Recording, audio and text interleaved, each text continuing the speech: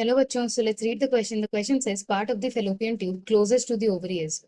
First option is infundibulum, second option is cervix, third option is ampulla, fourth option is isthmus. So the key concept for this question is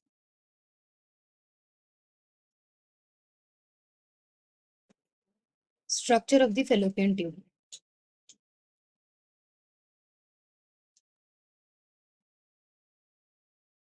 So structure of the fallopian tube, it is basically 10 to 12 centimeter 10 to 12 centimeter होता है ये in length, and it extends from the periphery of each ovary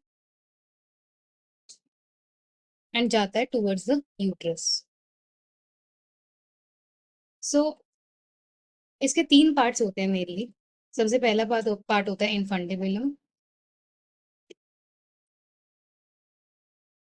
दूसरा है ampulla, and third is the isthmus. So infundibulum, it is basically the funnel shaped part,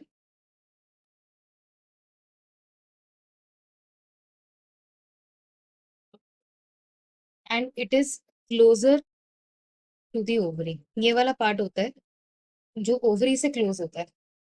इसमें कुछ structures present होते हैं जिसको बोलते हैं fimbriae.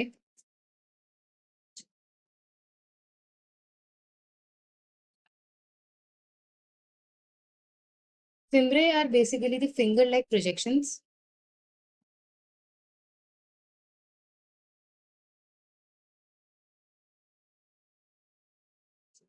for ovum collection after ovulation.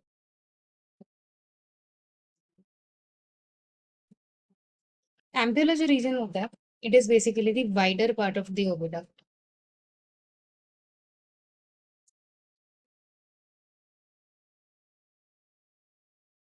And last is isthmus. Isthmus is the last part of the oviduct.